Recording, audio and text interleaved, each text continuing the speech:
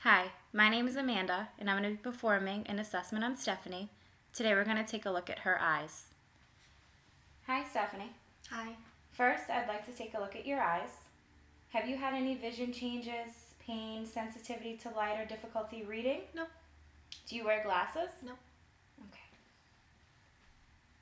Looking at her eyebrows, they extend from the inner to the outer canthus. They're symmetrical and they're full. Her eyelashes, the top and the bottom, they curl outward. Her lacrimal apparatus, there's no swelling or edema. I'm going to take a look at the lacrimal duct. I just want to place some gloves on. Okay.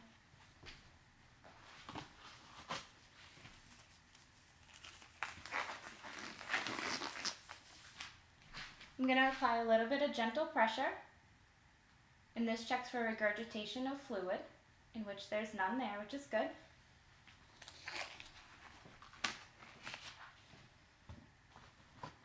Next, I'm going to use a flashlight.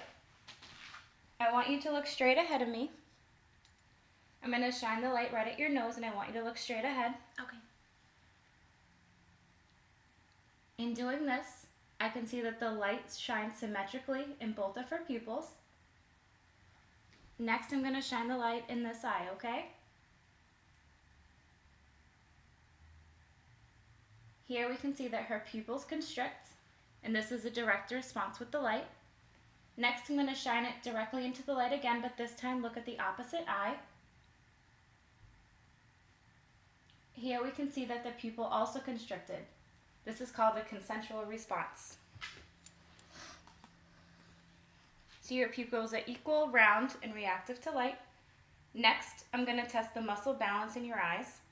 I want you to follow my finger. Please don't move your head, just follow it with your eyes, okay? Mm-hmm.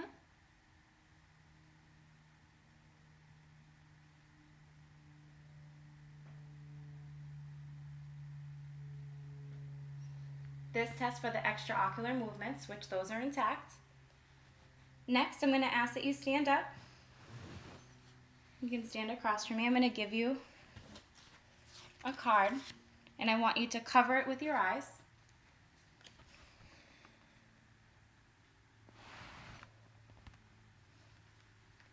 We're going to test your peripheral vision. I'm going to show you my fingers. They're going to come from the outside. When you can see them, I'd like you to tell me. I can see them. I can see them. I can see them. And I can see them. Okay, thank you. You can sit down. So your peripheral vision is intact.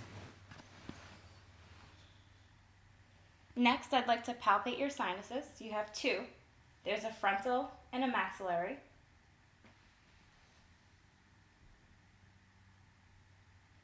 Okay.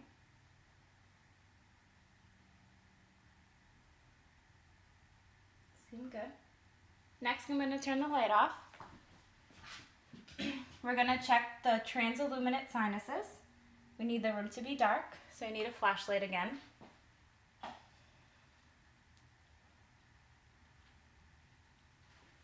So when I shine these on your sinuses, we should see a red glow. That's because they're air-filled. And we do. Next, I'm going to shine it on the maxillary.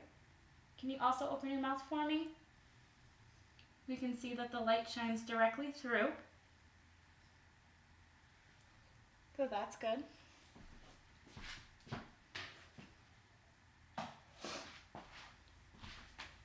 Next, I'm going to do the Snellen test with you. So I'll need you to stand up.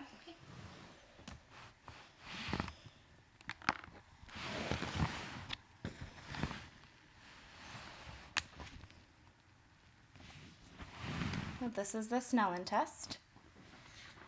I'm going to give you a card. You're going to stand about 20 feet away, and I want you to cover one eye. I'm going to have you read from the top of this down slowly. We're going to test one eye at a time, starting with the right eye, by covering the left one without pressing on it. And you're going to read from the largest to the smallest. Okay. First one is E, F, P, T, O, Z, L, P, E, D, P, E, C, F, D, E, D, F, C, Z, P, FELOPZD, DEFPOTEC, LEFODPCT. That's very good. So if you can read from about this line, which is the 8th line, your sight is optimal, and your visual acuity is 20/20, so that's very good.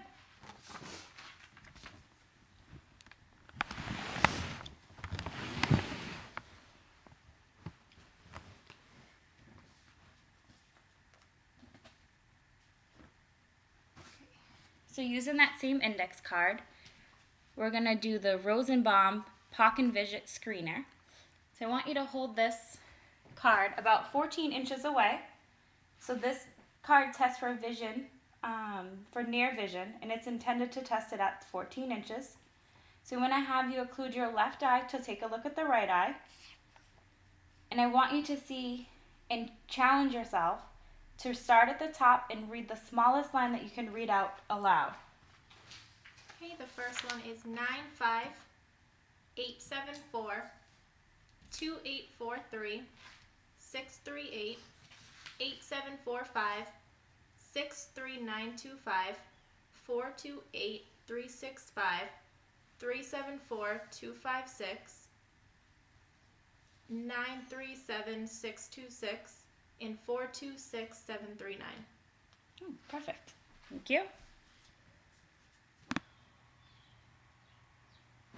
Next, we're going to take a look at her ears. So, Stephanie, have you had any drainage or recent infections? No. Any changes in your hearing? No. Okay. So, taking a look at her, we can see that her ears are aligned symmetrically in relation to the outer canthus of the eye. I'm going to palpate for any tenderness. And I'm also going to feel behind her ears near the mastoid process for any tenderness. We're going to take a look at the external auditory canal for any swelling, discharge, or redness. Everything looks good.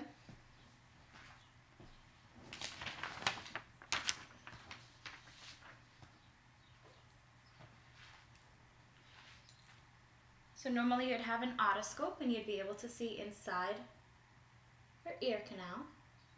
It's translucent in color.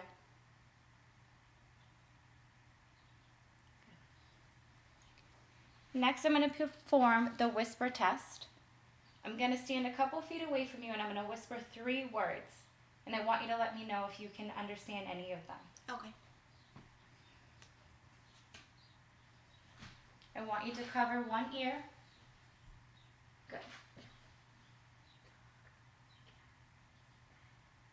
Okay, I heard you. Can you repeat those back to me? Dog, cat, pen. Good. So you heard 100% of the words. Next, I'm going to use a tuning fork. I'm going to strike it and place it on top of your head.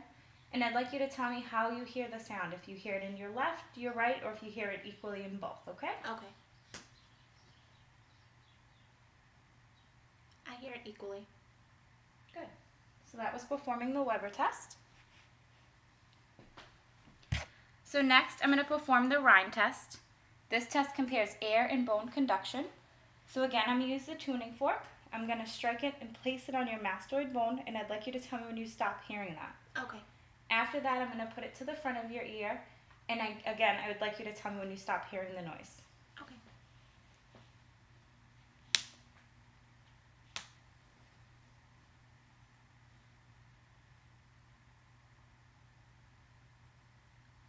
I don't hear it.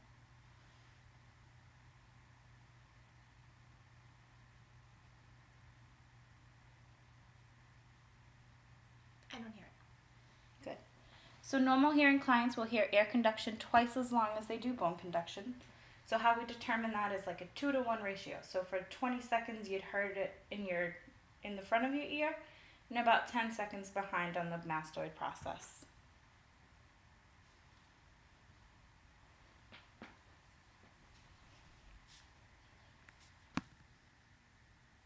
Next, we're going to take a look at your nose. So have you had any nasal discharge, frequent nosebleeds, changes in smells, or snoring? No, just seasonal allergies. Okay, good.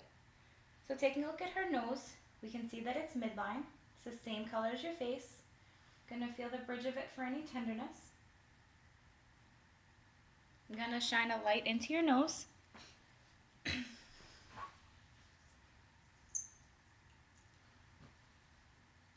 you can see some fine villous hairs. The mucosa is pink and moist. No drainage, there's no discharge. I'm going to check the patency of your nose. I want you to cover one of your nares. Good. And do that same on the opposite side. Good. So both are patent. And taking a look at your septum. That is good. There's no deviation, inflammation, or perforation. Okay, and lastly, we're going to take a look at your mouth and your throat. So have you had a sore throat, sore mouth, bleeding gums, chewing, trouble chewing, swallowing, voice changes? No. No? Good. So we're going to take a look at your lips. They're symmetric, they're pink, they're moist, there's no cracks.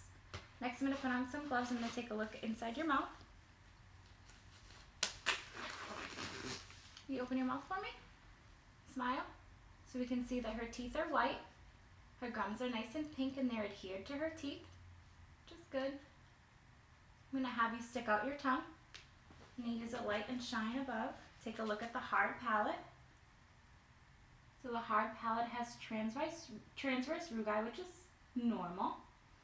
I'm going to have you take your tongue and put it on the top of your mouth.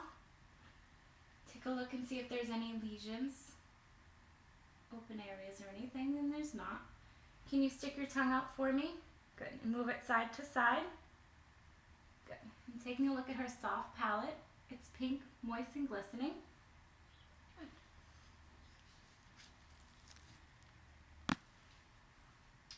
So taking a look back, her tonsils she reported removed as a child. Her uvula is midline. And we can see that her tongue is able to move freely and there's no lesions.